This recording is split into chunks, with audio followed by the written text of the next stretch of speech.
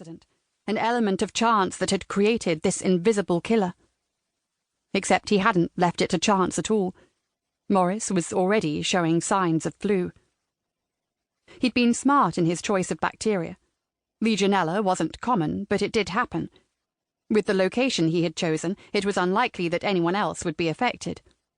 To stand any chance of inheriting whatever fortune Morris had hidden away in that dump of a flat, he needed to be totally unconnected to any of this. He retrieved the fast food container from his bag. The right environment was needed for it to flourish, or at least to look like it had. Lowering it into position at the bottom of the ventilation shaft, he retrieved the wire and placed it into his bag. After uncoiling the fishing wire he'd already tied to the metal, he popped the lid. In his experiments, the rusty surface had proven a good medium for the bacteria. He stretched his arms and teased the metal from its watery box. Standing, he carefully lowered the metal plate down the shaft. He fed the fishing line between his fingers, waiting until it settled on a solid surface before grabbing the torch to check its progress. Content that it had reached its final resting place in the food container, he settled it flat. Morris would get weaker and weaker now, and soon he would struggle to breathe. Morris already had a slight fever. He'd seen it earlier when he dropped off some shopping. Only a little longer would push him over the edge. Morris had to suffer, and he wanted to watch every minute of it. He'd quickly shelved his hit-and-run idea. Morris didn't deserve to go that swiftly. A warmth filled his chest as he pictured himself telling Morris exactly what he had done, just before the end. Morris needed to see the pain that he himself had felt for so many years. He snipped the fishing wire and coiled it around his hand before pocketing it. He only needed to add the bacteria-laden water. Then he could sit back and watch it unfold. Chapter 2.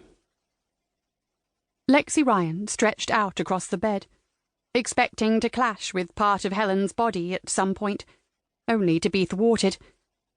Had it all been a dream?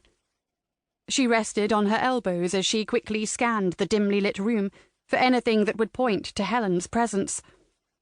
Once her gaze landed on a familiar black coat on the chair in the corner of her bedroom, relief flooded her. For so many nights, she'd dreamt of Helen in this bed. She couldn't face waking up to disappointment again. It was hard to believe that almost 2 months had passed since they had met up again. Lately, she'd relapsed into acting like a teenager, living for the weekends when Helen visited. She smiled to herself as she thought about their first meeting all those months ago in Warner. Despite their rocky introduction, they seemed to bring out the best in one another, at least in Lexi's eyes. Impersonating a police officer may not have been the best idea, but her choices were limited at the time.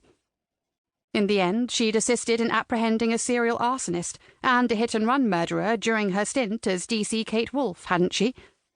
Although it still didn't make up for the fact that she had also taken a life during her time there.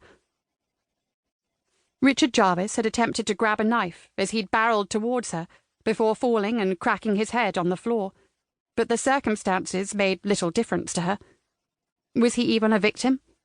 Hadn't her sister been the real victim? Not to mention all the other children he'd abused during his sick life.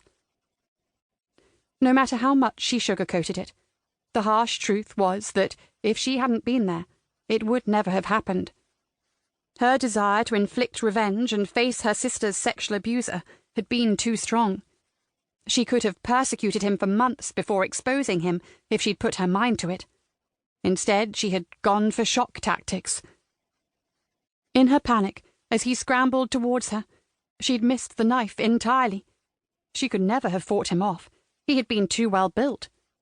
Her limbs twitched at the thought of having to fight for her life. It could have ended so differently. What if she'd been the one dead on the kitchen floor? Would he have called the police? Would he have got away with it? What about her mother? Who would have been left to look after her then?